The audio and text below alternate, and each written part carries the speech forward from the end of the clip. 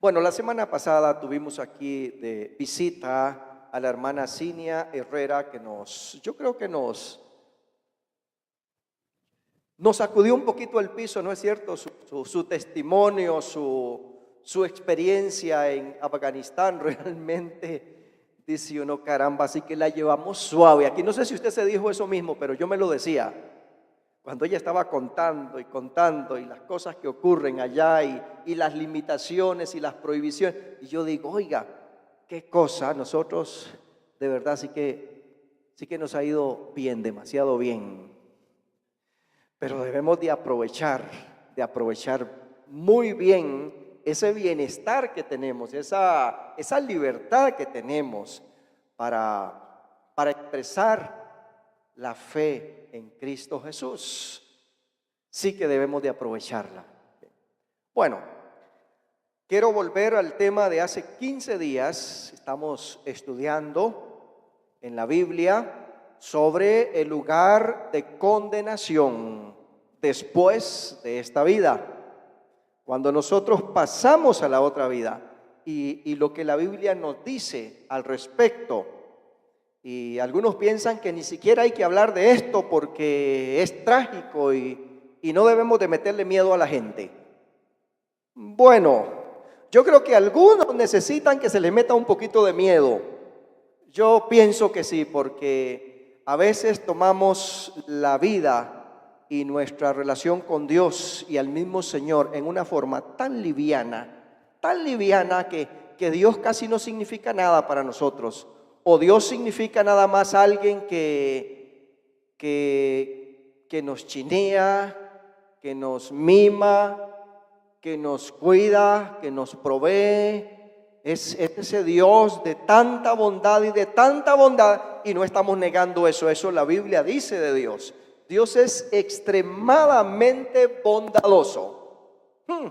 Mire, debemos de estar tan agradecidos con nuestro Dios, ¿no es cierto? Dice el salmista, con razón dijo él, no olvides ninguno de sus beneficios, de sus bondades, porque si Dios es bueno, buenísimo es Él.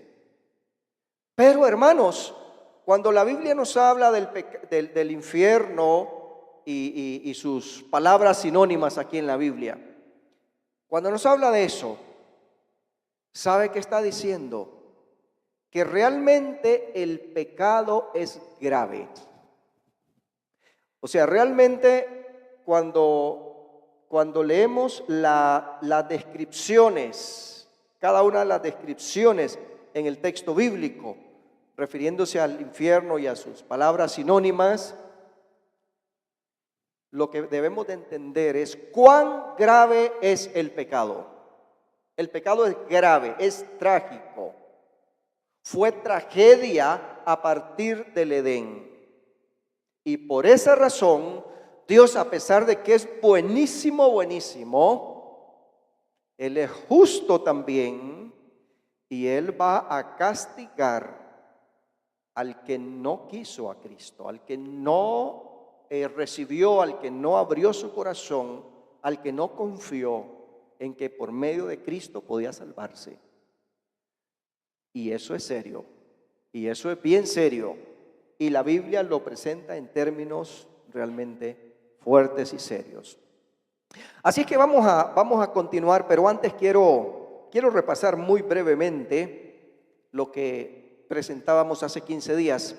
Primeramente, sobre el Hades, es lugar de los muertos sin Cristo. Lugar de los muertos sin Cristo. En ese lugar hay tormento temporal para las almas partidas de este mundo, otra vez sin Cristo, y ese tormento temporal se va a prolongar hasta el día de la segunda resurrección o de la resurrección de los impíos, de los no salvos.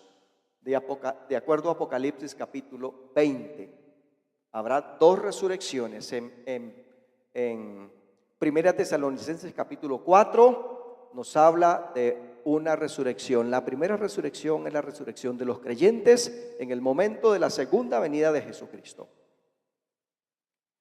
Y la segunda resurrección va a ser por lo menos 1000 años después. La resurrección de los impíos para comparecer ante el juez Dios. Se llama el juicio del trono blanco. Y entonces, luego de eso viene la sentencia definitiva de los condenados o de los impíos. Yo digo que en este momento el Hades de alguna forma es como algo así como prisión preventiva, para entenderlo de alguna manera. Pero la condenación vendrá después de que se haga el juicio, después de que Dios haga el juicio a todos, grandes y pequeños, como dice. Así es que esa es una cosa que encontramos ahí respecto de Hades. Y respecto de la palabra infierno, que también ya hemos comentado, estudiado, este es el lugar de condenación eterna, así se describe, fuego eterno, condenación eterna. Esa es la descripción que se hace, lugar de condenación eterna para quienes no acudieron, rechazaron la oportunidad de acudir a Cristo y recibirlo como su Salvador y el Señor de sus vidas. Así es que hasta ahí el repasito. Hay otro término, otras palabras que encontramos que se relacionan con infierno. Y pienso que aquí estamos hablando exactamente de lo mismo, de infierno, pero el término fuego eterno. Mateo capítulo 25, versículo 41 dice así: entonces dirá también a los de la izquierda: apartados de mí, malditos, al fuego eterno. Y aquí está la expresión: malditos al fuego eterno, preparado para el diablo y sus ángeles. Y aquí te quiero decir dos cosas.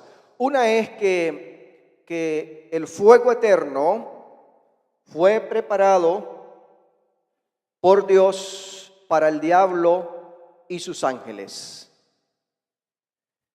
Yo no digo que Dios no supiera que iba a haber gente que él iba a tener que enviar al fuego eterno, pero que dice que fue lugar preparado para el diablo y sus ángeles. Esa es una cosa.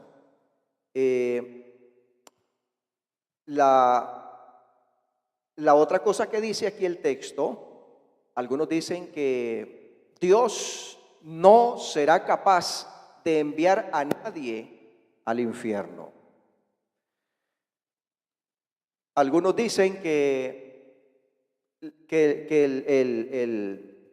la persona, que el impío, que el perdido se autocondena o se autoenvía al infierno, que Dios no lo envía. Bueno, estoy de acuerdo con eso porque yo creo que es cierto, la persona por su decisión, la persona por sus pecados, por su impiedad, claro que a sí misma se está condenando, pero ciertamente el Señor finalmente sí va a decir, aquí dice: malditos, apartados de mí, van para el fuego eterno que fue preparado para el diablo y sus ángeles. Entonces sí está o sí enviará directamente. Otra cita es aquella que dice: no teman a los que matan el cuerpo, porque el alma no pueden matar. De hecho, ahí hay que decir que el alma es inmortal. El alma de los seres humanos no muere. Hay gente que piensa, inclusive los que se suicidan, están pensando que si se matan, entonces se alivian. ¿Es cierto eso desde el punto de vista bíblico? No. Dejan de estar con su familia aquí, eso sí. Si la justicia los estaba persiguiendo, claro que ya no los puede agarrar. Estábamos oyendo las suposiciones del copiloto, del que estrelló el avión, a que aparentemente lo hizo intencionalmente. La gente que se suicida está pensando, esa es una manera de escapar de la realidad, de la dureza, de los problemas, de los conflictos, de la persecución, tal vez de la justicia, etcétera, etcétera. Pero no han pensado, bueno, no sé si lo han pensado, que esto es un huir físico de aquí, pero que en la realidad se van a encontrar en el Hades, inmediatamente mueran. ¿Y qué pasa?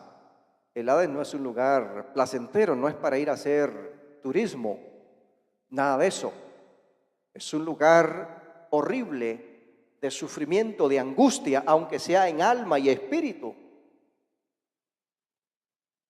Y luego de eso, dice la Escritura, está establecido para los hombres que mueran una sola vez y después de eso, el juicio. Eso es Hebreos 9:27. Entonces, el alma no puede matar, el alma no se muere. Físicamente el alma es indestructible. Cuando la Biblia dice que el alma que pecare esa muere, está hablando de otra muerte, no está hablando de la muerte sinónimo de extinguirse, de desaparecer, de dejar de existir, no está hablando de eso. Está hablando de ser separada de Dios. El alma que pecare, esa morirá. En el sentido de ser separada por Dios, en este caso a condenación, a sufrimiento eterno. Entonces, apartados de mí, malditos, al fuego eterno. Dice aquí, al fuego eterno. Mateo capítulo 8, versículo 28 dice: cuando llegó a la otra orilla, a la tierra de los Gadarenos, vinieron a su encuentro 2 endemoniados que salían de los sepulcros, feroces en gran manera, tanto que nadie podía pasar por aquel camino. Versículo 29. Y clamaron diciendo: ¿qué tienes con nosotros, Jesús, Hijo de Dios? Y noten la pregunta: ¿has venido acá para atormentarnos antes de tiempo? Estos demonios sabían que Dios había preparado el fuego eterno para el diablo y ellos. Y cuando Jesús va por Gadara y se topa con estos individuos llenos de demonios, los demonios protestan a Jesús y le dicen: Señor, ¿por qué nos querés enviar anticipadamente? O sea, todavía no ha llegado nuestro tiempo. Ellos sabían que finalmente iban a ir al fuego eterno. Ahí sabemos, el resto de la historia nos cuenta que Jesús les dio permiso de meterse en los cerdos. Pero los demonios saben cuál es su lugar final. Ahora, usted también debe de saber cuál es el lugar final suyo. Y yo también. ¿Quién quiere decir cuál es su lugar final después de esta vida? Alguien dígalo, así. ¿El paraíso? ¿Sí? Bueno, la presencia de Dios, la vida eterna con Cristo. ¿Sí? Nosotros normalmente decimos el cielo, queriendo decir por eso en la presencia de Dios con Cristo Jesús. Estaremos donde Él está, dice, y le veremos cara a cara así como Él es. En la casa de mi Padre hay muchas moradas, para que donde yo estoy ustedes también estén. Así es que vamos a estar con Él. Bueno, hay 2 lugares nada más, hay 2 opciones nada más. Con Cristo, en su presencia, en su casa, o alejados de la presencia de Dios, en las palabras del apóstol Pablo, en tormento eterno. Esas son las 2 opciones. Entonces, Mateo también ahí 25, e irán estos al castigo eterno y los justos a la vida eterna. Ahí están los dos sitios, los dos destinos. Estamos hablando de destinos eternos. En Mateo capítulo 13, versículo 42 dice, y los echarán en el horno de fuego. Esta es otra expresión, horno de fuego, fuego eterno, horno de fuego. Allí será el lloro y el crujir de dientes, y esto está describiendo lo duro, lo lamentable, lo doloroso, la angustia que las personas en ese lugar van a experimentar, van a vivir. Segunda de Pedro, capítulo 2, versículo 4. Porque si Dios no perdonó, nosotros conocemos en la teología, en la Biblia, al Dios que perdona, ¿no es cierto? Él es el que perdona todas nuestras iniquidades y sana las dolencias y sacia de bien o de alimentos la boca, etcétera.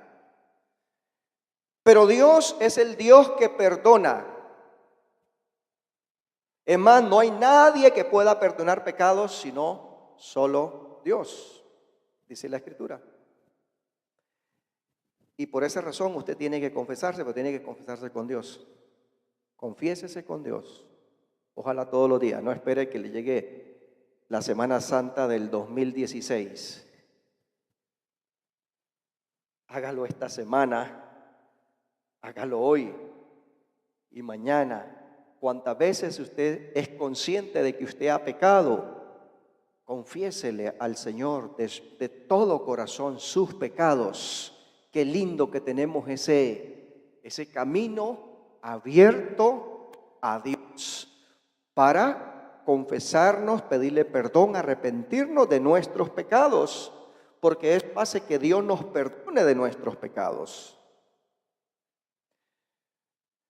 Pero dice en este texto que Dios no perdonó a algunos. ¿A quiénes no perdonó Dios? O sea, Dios perdona a aquellos que se arrepienten en su presencia, pero a algunos Dios no perdonó. ¿A quiénes no perdonó? Vamos a ver. Dice, número 1, no perdonó a los ángeles que pecaron. No perdonó a los ángeles que pecaron. En el libro de Judas, que es una carta paralela como gemela de Segunda de Pedro, ustedes han visto que estas dos cartas se parecen mucho, Segunda de Pedro y Judas.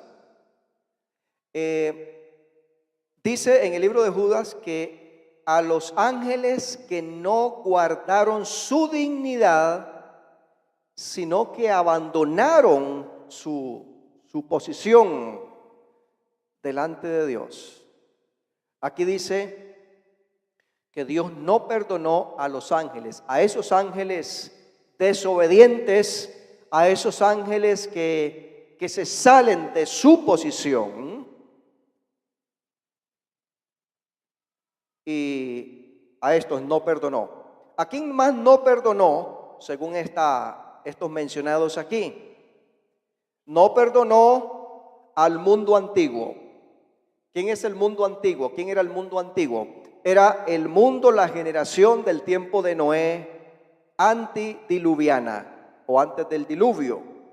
A esa generación Dios no los perdonó. Bueno, espérese para regresar un paso atrás. Cuando dice que Dios no perdonó a los ángeles, no sé si a usted le han hecho la pregunta alguna vez que si el diablo se podrá arrepentir, tendrá chance de arrepentirse el diablo y que Dios lo perdone. ¿Cuál es la respuesta? No. Ahora, por supuesto, ¿verdad? En las películas de Cantinflas le predicaba al diablo para que él cambiara de puesto y de trabajo, dijo, que mejor se arrepintiera, ¿verdad? Pero eso no es bíblico. ¿Realmente qué enseña el texto bíblico? El texto bíblico nos dice que a los ángeles que pecaron no los perdonó Dios. A esos no. Así que si alguien te pregunta que si un demonio se puede arrepentir algún día y se puede convertir a Cristo, no. No tiene esa opción, sencillamente no. Dios no lo perdonó. El diablo tampoco tiene la opción, el diablo es un ángel y no lo perdonó. Entonces, el mundo antiguo, pero ¿por qué dice que Dios no perdonó al mundo antiguo? ¿Qué fue? ¿Que no le dio chance? Claro que sí le dio chance al mundo antiguo. Sabemos que Noé predicó ¿cuánto tiempo? Uno sospecha que los 120 años que mencionan ahí, hay varias opciones. Uno es que podría ser la duración de la gente después de lo que iba a pasar con el diluvio. Pero no, sabemos que Abraham vivió 175 años, así es que no eran 120. Y también Jacob vivió más de los 120. Así es que creo que no se refiere a eso. Lo que me parece es que los 120 años que menciona es el tiempo de la predicación de Noé y sucesivamente de la construcción del arca. Usted sabe lo que es tener un predicador por 120 años, advirtiendo que va a venir un juicio, advirtiendo que va a venir algo peor que un tsunami. Y la gente, dice la Escritura, no quisieron oírlo. En otras palabras, no creyeron. Y conste que Noé estaba hablando con palabras y con hechos, porque creo que estaba construyendo aquella gran barcaza casi parecida a un crucero. Esa barcaza tenía 3 niveles, dice la Escritura. Era enorme. Tenía que preservar las especies ahí. Y ver semejante construcción, y no estaba ni siquiera cerquita de la playa. Y seguro la gente decía, o este hombre, o está loco, pero bien loco, o a este hombre Dios se le apareció y le dijo algo y por eso está haciendo eso. Y Dios dice que no perdonó al mundo antiguo. Y no lo perdonó no significa que el pueblo se arrepintió y Dios le dijo, no, ni se arrepientan porque no lo voy a perdonar. No es eso. Es que endurecieron su corazón a la predicación de Noé. Cerraron su corazón. Y por eso dice, Dios no perdonó, eran incrédulos y la maldad era mucha sobre la tierra y había mucha violencia. Se parece un poquito a nuestro día, ¿no es cierto? Hay tanta violencia y tanta maldad en nuestras naciones, algo tremendo.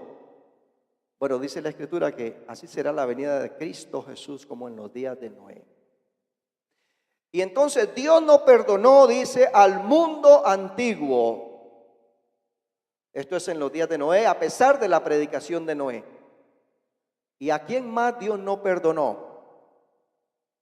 No perdonó a Sodoma y a Gomorra y a los pueblos vecinos. Aquí no dice exactamente no perdonó, sino condenó.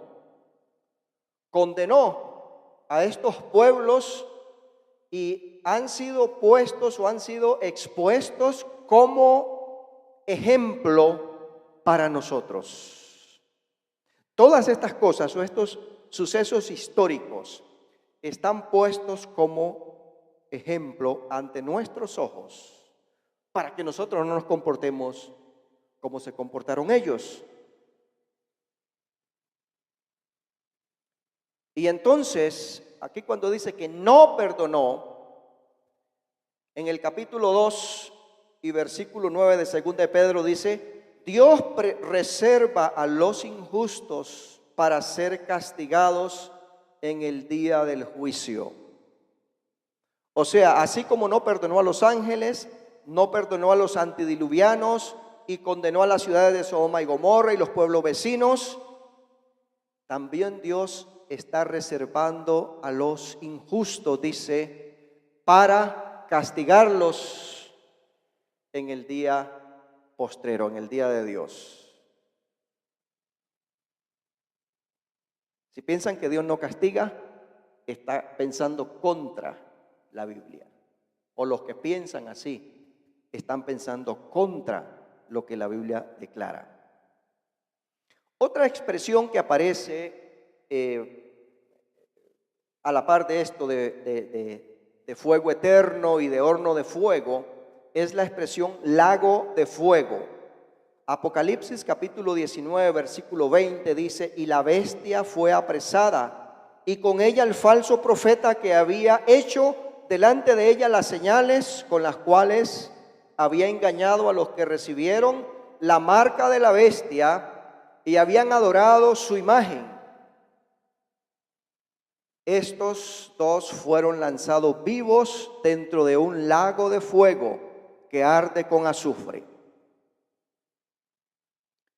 Capítulo 20, versículo 10. Y el diablo que los engañaba fue lanzado en el lago de fuego y azufre, donde estaban la bestia y el falso profeta, y serán atormentados día y noche por los siglos de los siglos. La expresión por los siglos de los siglos es igual a eterna, fuego eterno, fuego que nunca se apagará. Son términos sinónimos. Capítulo 20, versículo 14 y 15. Y la muerte y el Hades fueron lanzados al lago de fuego. Esta es la muerte segunda. Y el que no se halló inscrito en el libro de la vida fue lanzado al lago de fuego. Mire, ¿cuántos han sido lanzados al lago de fuego en estos versículos? ¿O cuántos serán lanzados al lago de fuego? Primeramente, la bestia, el falso profeta. Esos son personajes diabólicos que aparecerán en el tiempo final. ¿Quién más? El diablo. El diablo, ¿quién más dice ahí? El diablo, vamos a ver, el que no se halló inscrito en el libro de la vida. Bueno, nos brincamos unos.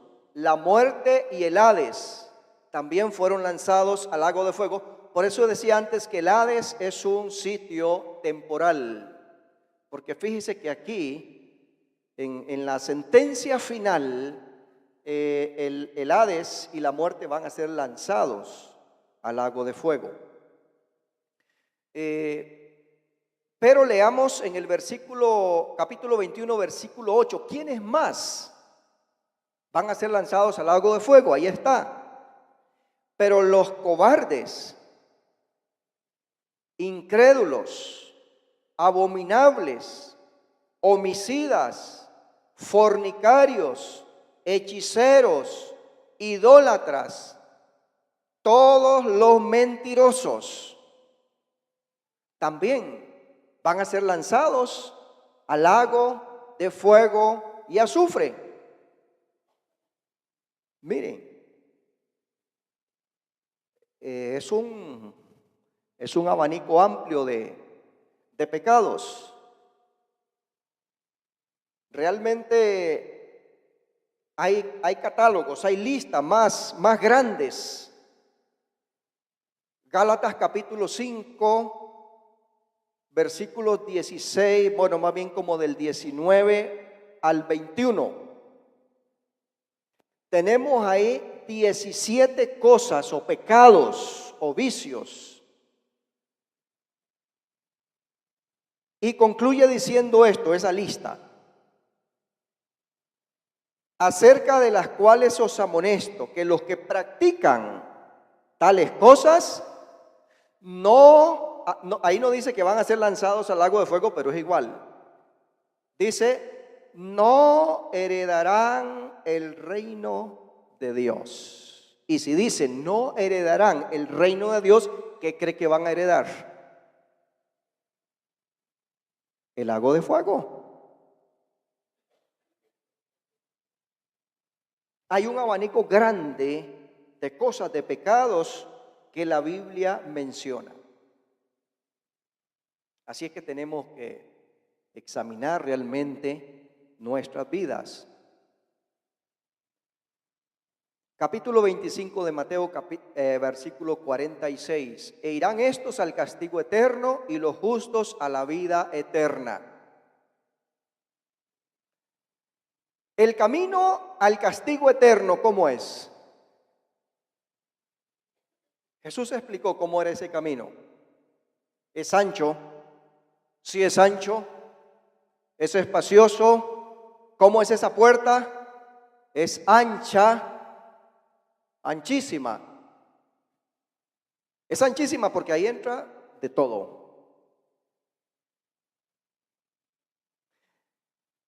¿Cómo es el camino a la vida eterna?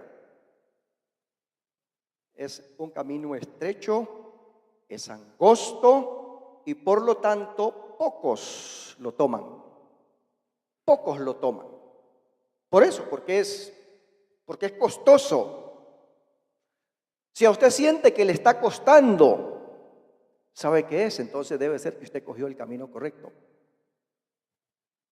Cogió el camino de la vida eterna. Ese camino es costoso, es angosto, es duro. Hay que caminarlo con paciencia, dice en otro texto, ese camino. Porque si usted la quiere fácil, el diablo se la va a poner muy fácil. El mundo se la va a poner muy fácil. Pero ese es el camino que conduce a la perdición. Y la gran mayoría de la gente sigue en ese camino porque es precisamente fácil.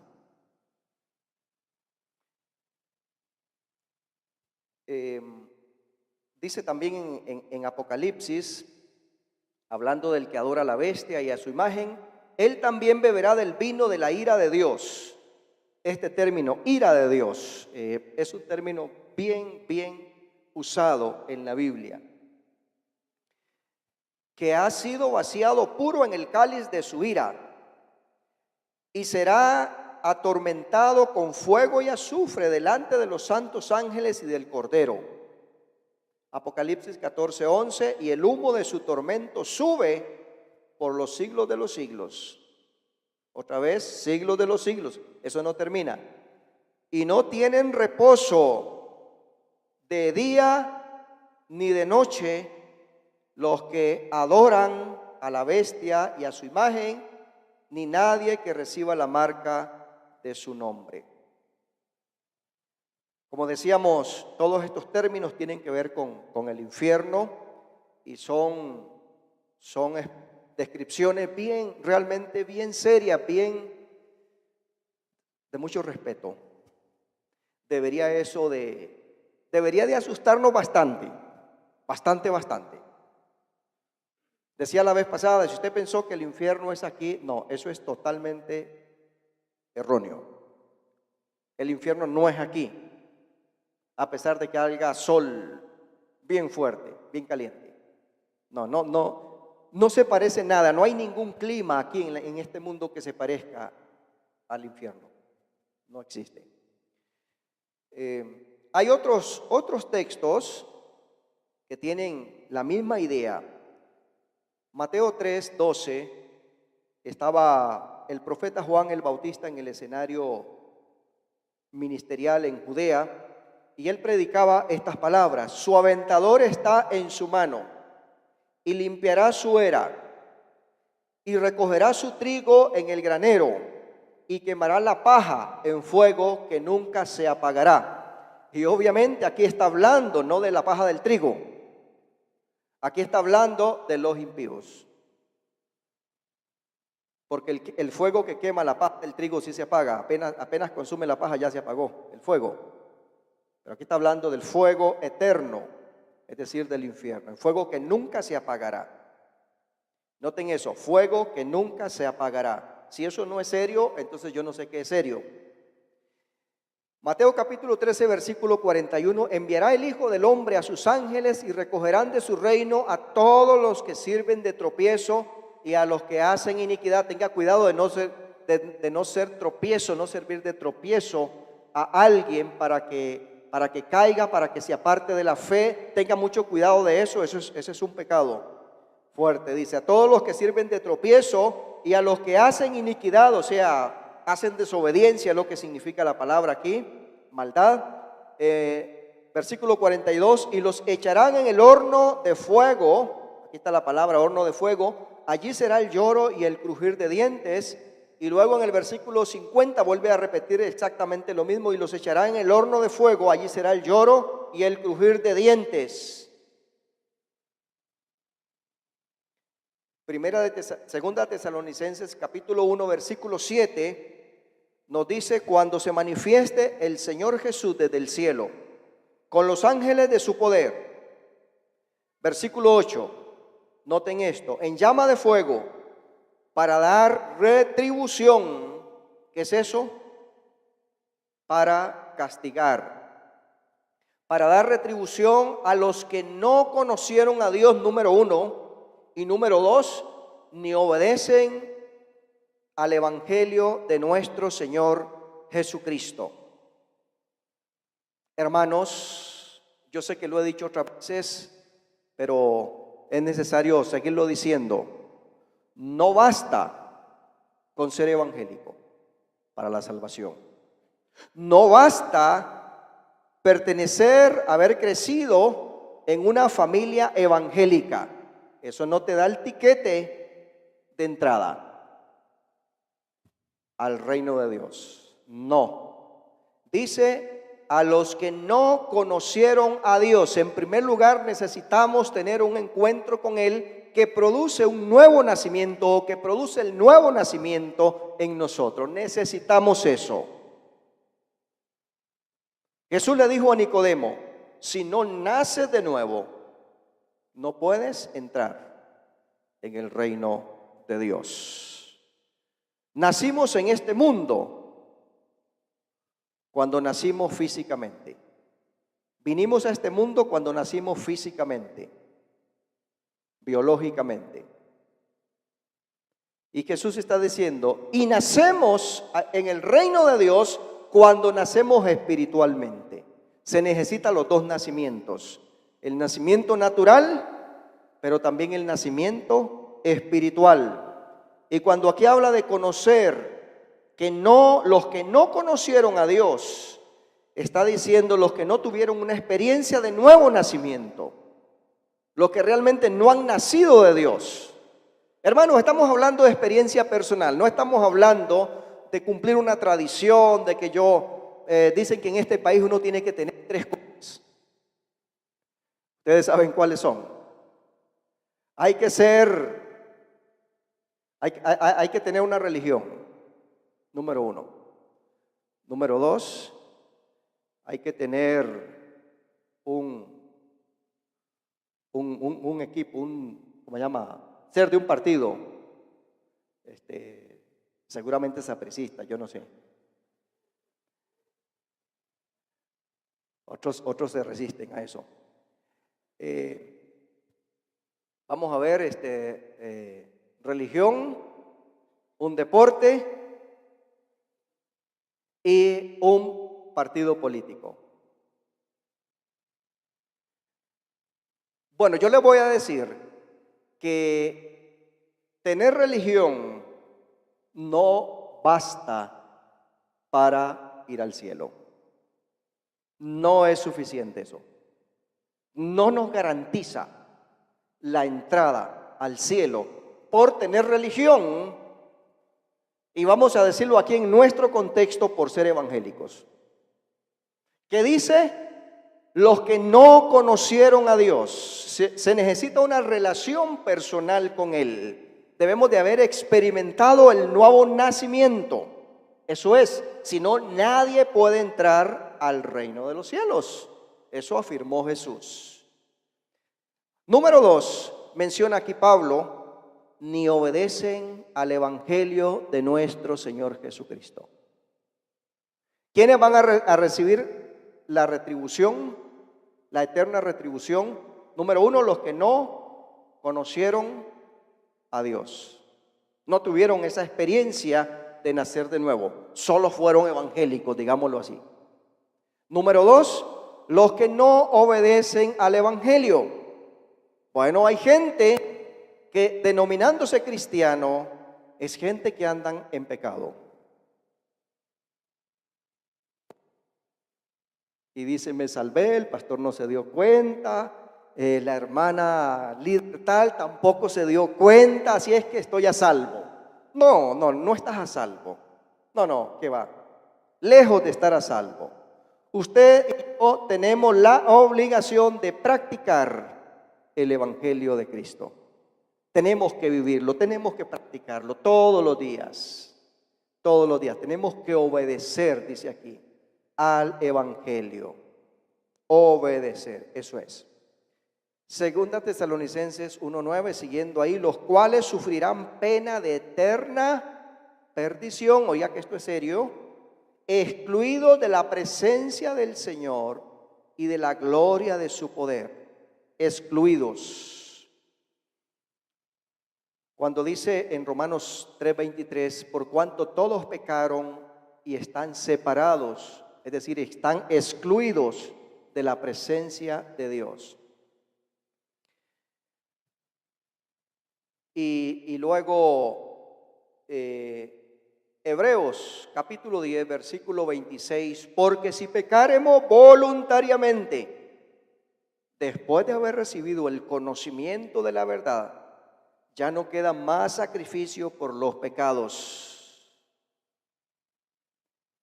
Cristo hizo un solo sacrificio por nuestros pecados. Y si usted no agarra ese, no se acoge a ese, hay más. No hay más. Así haga lo que usted haga, no hay más sacrificio por los pecados.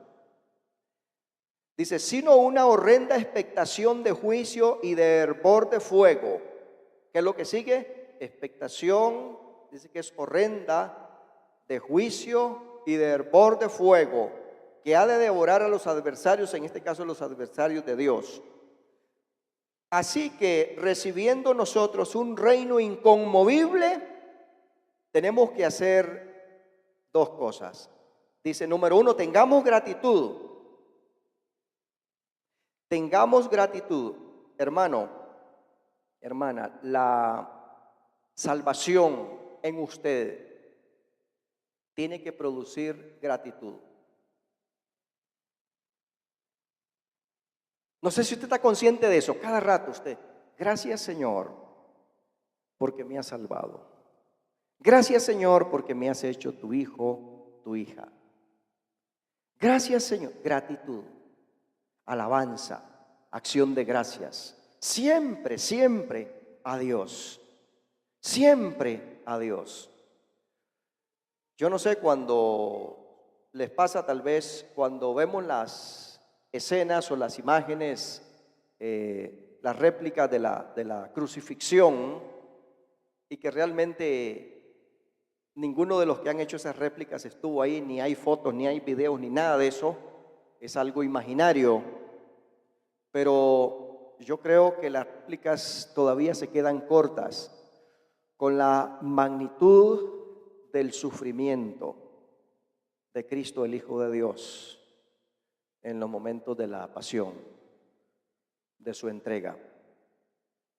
Entonces, realmente, como dice un cantautor, nunca sabré cuánto costó. Nunca sabré cuánto costó. Miren, hermanos, el sufrimiento de Cristo, lo que Cristo pagó por salvarte y por salvarme. Esto tiene que producir en nosotros mucha gratitud, constantemente. Dice, y mediante ellas tiene que producir otra cosa, servicio. Número 2, servicio. A veces nos da pereza servir al Señor. Le servimos pero con pereza, como al remolón, como al empujón.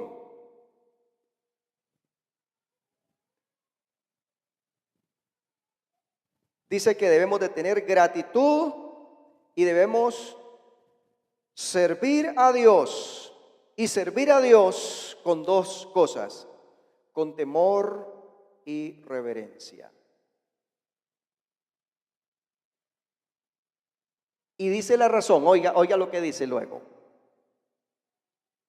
Y si esto no lo asusta, no hay nada que lo asuste a usted entonces. Dice, porque nuestro Dios es fuego consumidor. ¿Qué le parece? Tenemos que servir a Dios con temor y reverencia. porque nuestro Dios es fuego consumidor. Sí, hemos que tener temor a Dios, respeto a Dios, y un respeto, le voy a decir, revuelto con miedo. Un poco de miedo necesitamos. A veces pensamos que no, Dios es tan mansito, tan tolerable, tan chineador, tan alcahuete, que no, sí es bueno, sí es misericordioso, sí nos ama de tal manera como Juan 3:16 lo dice. Pero Dios también es el Dios de ira, Dios es fuego consumidor.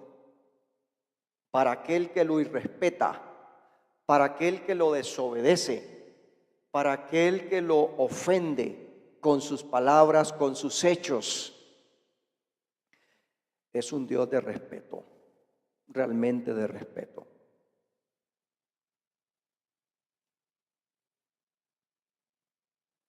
Unos versículos más. Dice segunda de Pedro capítulo 3 versículo 7, pero se lo voy a leer en la traducción que se llama Nueva Traducción Viviente. Asimismo, no se olviden de Sodoma y Gomorra, ni de las ciudades vecinas, las cuales estaban llenas de inmoralidad y de toda clase de perversión sexual. Esas ciudades fueron destruidas con fuego y sirven como advertencia del fuego eterno, del juicio de Dios. Sodoma y Gomorra son ejemplo, o tienen que ser ejemplo para nosotros, de que nuestro Dios es un Dios fuerte, es un Dios que se enoja contra los que siguen pecando y quieren seguir pecando y no les importa. Sí. Judas, capítulo 1, versículo 6. Y a los ángeles que no guardaron, esta es la otra versión que mencionaba de Pedro, segunda de Pedro. Y a los ángeles que no guardaron su dignidad, sino que abandonaron su propia morada. Abandonaron su morada. Los ha guardado bajo oscuridad en prisiones eternas para el juicio del gran día.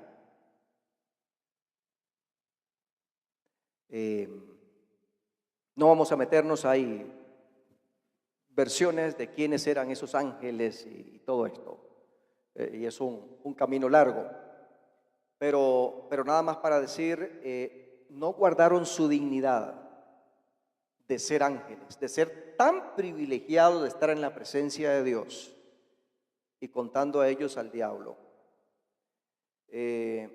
Abandonaron su propia morada, abandonaron, despreciaron su morada en la presencia de Dios. Los ha guardado bajo oscuridad en prisiones eternas para el juicio del gran día. Judas 1:7, como Sodoma y Gomorra y las ciudades vecinas, las cuales, de la misma manera que aquellos, habiendo fornicado e ido en pos de vicios contra naturaleza, está hablando aquí refiriéndose al homosexualismo, al lesbianismo que se practicaba en aquellas ciudades y pueblos, fueron puestas por ejemplo sufriendo el castigo del fuego eterno. Judas 1:22, a algunos que dudan, convencedlos. Versículo 23, a otros salvad, arrebatándolos del fuego, y de otros tened misericordia con temor, aborreciendo aún la ropa contaminada por su carne. Yo digo que en estos dos versículos tenemos otra vez una réplica de la gran comisión, del desafío que Dios nos da a nosotros de, número uno, a los dudosos, convencerlos. A los que dudan, convencerlos. ¿Tenemos gente así entre nuestras familias? Como dudan, entonces no han tomado todavía una decisión para seguir a Cristo. Pero luego dice, a otros salvad arrebatándolos del fuego. La iglesia aquí tiene como una función. Cuando digo la iglesia me refiero a los creyentes, a cada individuo. Tenemos como una función de bombero. ¿Han visto cómo trabajan los bomberos? Y se arriesgan, y se meten, y algunos salen hasta quemados, un poquito. Y si hay alguien que todavía está atrapado en el hierro, y el fuego ya va a llegar, son intrépidos y suben y lo jalan de alguna manera para rescatarlo. Sabe que cuando usted y yo estamos predicando a Cristo, debemos de sentir esta urgencia. ¿Cuál es la urgencia? La urgencia es que si no toma una decisión por Cristo Jesús, se va a morir en perdición, en vida eterna, en condenación, eternamente en condenación. Se va a morir. Nosotros a veces oramos por parientes. Yo creo que aquí hay mucha gente que está orando por parientes no creyentes. ¿Cierto, verdad? Yo también. Hermano, hermana, yo no sé si usted ora con la urgencia, con el sentir de urgencia que esto tiene que tener. O hacemos una oración protocolaria por cumplir, por salir del paso, pero no esa oración de clamor con urgencia profunda. Es que si ese hermano mío se muere en esa condición, ¿qué le va a pasar? Es que es eso. Si entendemos esto, entonces nos toca orar con urgencia, con un sentido de mucha urgencia. Nos toca ir a esas personas y que nos digan majaderos y qué más, y repugnantes y yo no sé qué otras palabras, metiches, panderetas, todo eso. Dígale que es que urge, es que precisa. Dice, el término que usa aquí es arrebatándolos del fuego. Es como si la casa está incendiada toda y llegamos a última hora y agarramos a alguien aunque sea del pelo y lo sacamos porque se va a quemar, ya se va a quemar. Ese es el término que usa aquí.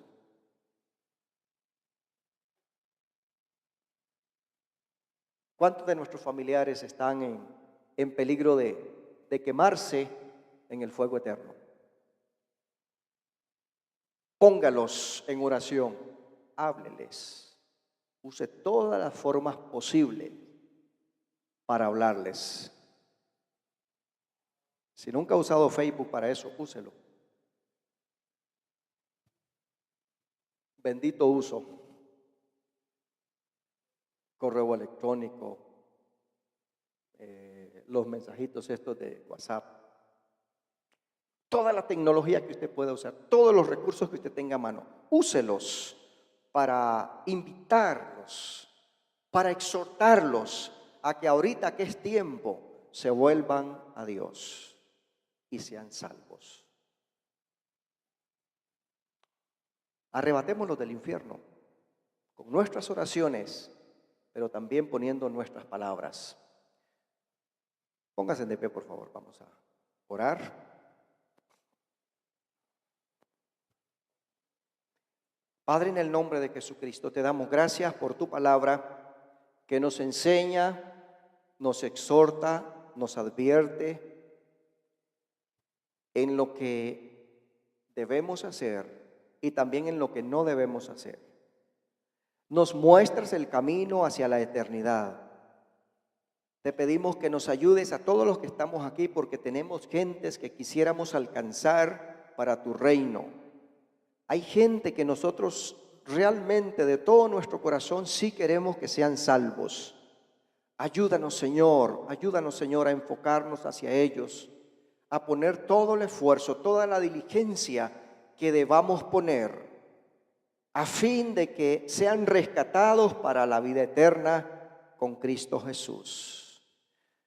Señor, yo te ruego que nos uses, Espíritu Santo, que esté en nuestras vidas y que pongas de nuevo en nosotros soltura, libertad, que no haya nada que nos trabe la lengua, que nos ponga nerviosos o que los nervios nos congelen de tal manera que no nos dejan hablar a otras personas. Danos ese de nuevo, esa soltura, esa libertad, esa unción del Espíritu Santo sobre cada uno de nosotros para llevar el mensaje, para rescatar del fuego del infierno a tantas personas que podríamos alcanzar.